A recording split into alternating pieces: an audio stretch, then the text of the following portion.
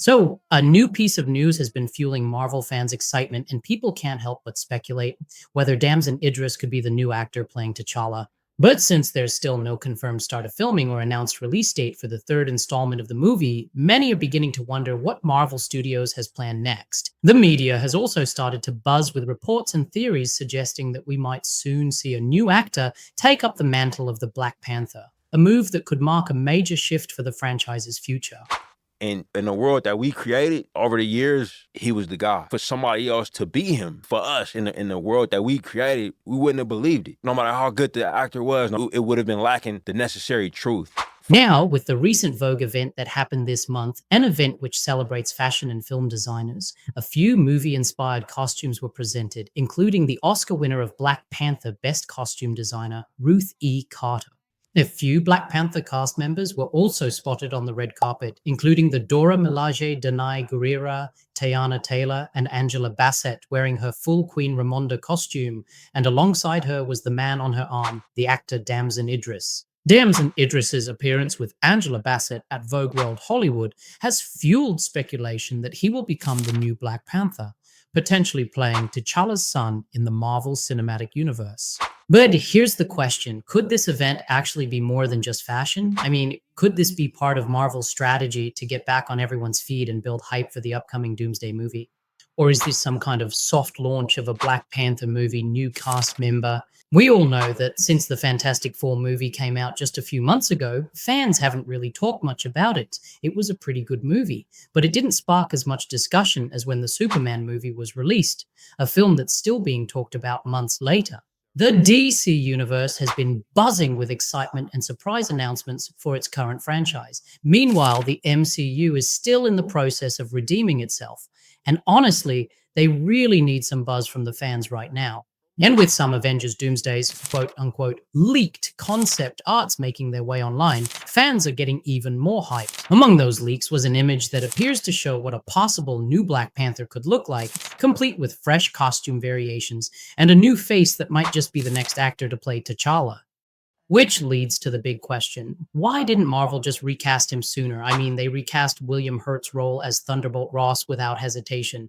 But the thing is, unlike Ross or the Red Hulk, Black Panther is a main character, one of the key leads in the MCU's major phases. And with the untimely passing of Chadwick Boseman, it wasn't just a loss for the MCU, it was the loss of one of the most powerful representations of a Black American superhero on screen.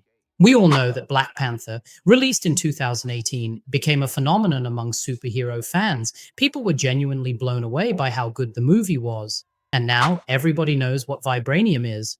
Everyone suddenly knew what Wakanda was. This fictional world building was presented so beautifully that it turned into a year-long pop culture movement.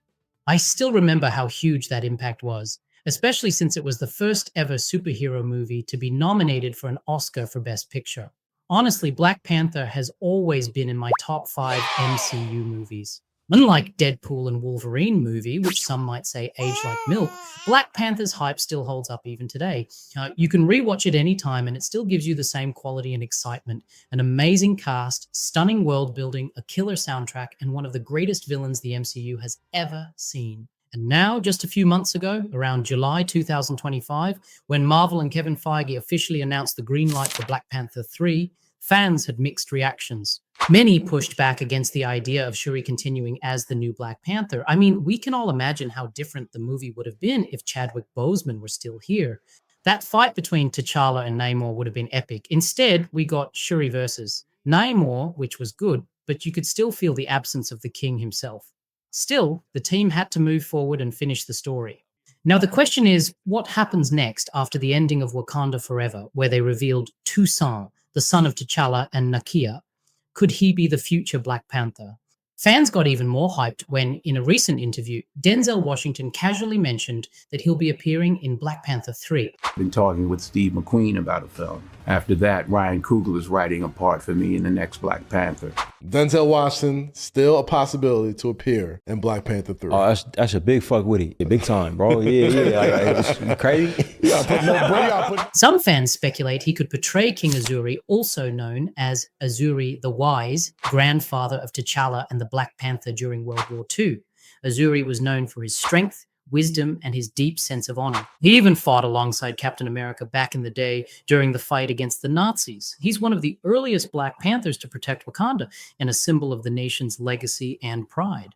While others think he might take on the role of the villain, Achebe, a fan favorite from the comics and Black Panther's most dangerous villains, a brilliant but completely unstable revolutionary. In the comics, Achebe was originally a farmer who was betrayed during a civil war, and after that, he made a deal with the devil, literally, to get revenge. He's manipulative, psychotic, and plays mind games rather than relying on strength. Think of him as a mix between the Joker and Loki, but rooted in Wakandan politics and chaos. If that's the case, we can only hope Marvel makes the most of it and doesn't waste another great actor, like what happened with Mads Mikkelsen or Christian Bale in their past MCU roles. But going back to Damson, if this is confirmed, it technically isn't a recast. Instead, he'll be playing the role of an adult Toussaint, T'Challa's son. And honestly, he literally looks like a perfect mix of Chadwick Boseman and Lupita Nyong'o, which makes the casting even more believable. Though Kevin Feige and Marvel haven't officially announced any hint of a new Black Panther, Damson then says this in an interview. There's some speculation out there that you could be cast as the next Black Panther. Have you had any conversations about that? Yes or no? Yes, no. By the way, the yes, no means yes. Could mean no. No, probably means yes. If they asked, would you say yes? Yes. Okay. Now, there's been speculation that you might take over a certain Black Panther role. What can you tell me about it? And if you were offered it, would you say yes? No. No, I don't know anything about it.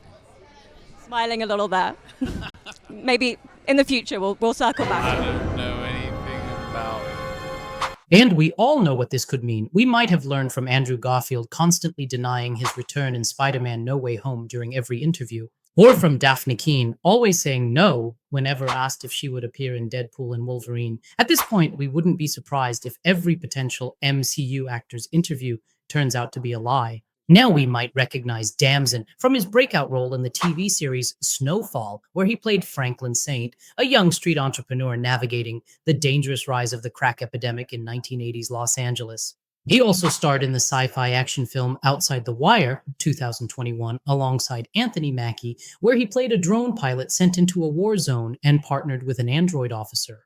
Damson also appeared in Farming, 2018, a drama based on a true story about a Nigerian boy who becomes part of a white skinhead gang in the UK, a role that really showcased his intensity and emotional depth. More recently, he appeared in F1 movie with Brad Pitt. As an actor, I'd say he's quite good, but I haven't really seen him take on many roles that show a wide acting range. And based on what I've seen in F1, there wasn't much that stood out in terms of performance. But I'm not saying he's a bad actor. I actually believe he could be very dedicated to the Black Panther role if he's given the opportunity. All I can say is that I have full trust in Ryan Coogler and his capability to give Black Panther the justice it deserves and to bring back the hype around this superhero once again. Back then, he and his team built Wakanda through pure creativity. Coogler even shared that he and Chadwick Boseman were both deeply involved in shaping the foundation of the Black Panther movie, with Chadwick giving valuable opinions and input that made the film even more brilliant. Alongside that, the entire cast helped create a real family on set, and every single one of them delivered powerful performances in their roles. Now that the world of Wakanda has been fully established and stabilized, we're all eager to see what comes next. If it's true that Damson Idris will take on the mantle of the new Black Panther, that would be an exciting shift. We've had a Black Panther king, a princess, and now, potentially, a prince. After the death of Queen Mother Ramonda in the previous film, I honestly think Lupita Nyong'o as the new Queen of Wakanda would be awesome. She truly deserves that kind of role. Lupita is not only one of the most beautiful actresses in Hollywood, but her elegance and strength perfectly fit that royal presence. I can definitely see her delivering a more refined, emotional, and powerful performance in that position.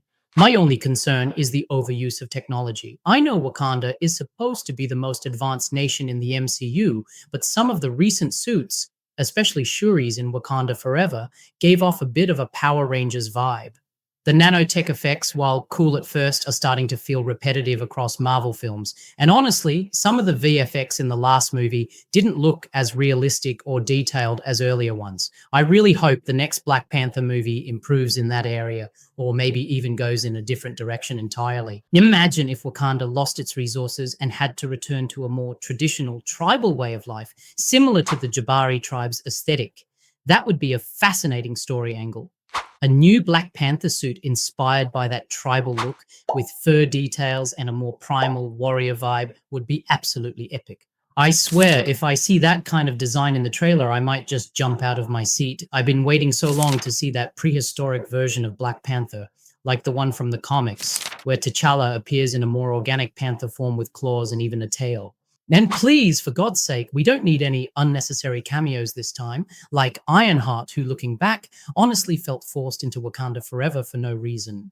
We all saw how that turned out. She ended up being one of the most disliked new characters in the MCU. All of these are just speculations, rumors, and theories that MCU fans have been talking and itching about. But for now, the only thing we can really do is wait. Wait for the official announcements, social media posts, or maybe even a few sneaky set leaks that might give us clues about Black Panther 3. And we still don't even have an official title yet. Some say it could be called Black Panther, Enemy of the State, but honestly, I don't really see that happening. My personal bet, the third film might simply be titled The Black Panther, straightforward, powerful, and symbolic, representing a fresh start or the continuation of a hero's legacy, just like in the comics. Now, speaking of theories, some fans believe that the Avengers Doomsday and the Avengers Secret Wars movies could serve as the farewell for many of our beloved MCU heroes, and possibly a total reboot for the Marvel Universe. So hiring a replacement actors on the lead MCU superheroes would make sense. What if what Thanos failed to accomplish, Doctor Doom will actually succeed in doing? If Doom ends up winning and wiping out the entire MCU roster, he'd instantly become the most powerful and terrifying villain in Marvel history. And here's where it gets really ironic, since Robert Downey Jr. is actually playing Doctor Doom. Think about it, the man who launched the MCU as Iron Man could also be the actor also that will put an end to it all as Doctor Doom, who literally wears an iron mask too. Talk about being ironic, right? Get it? Ironic? But that's a whole separate discussion, and I made a full breakdown video about that theory, so stay tuned and watch it next. Don't forget to like, share, and subscribe to help the channel grow, and stay updated on all the latest Marvel news and theories. Thanks for watching, and I'll see you in the next one. Bye.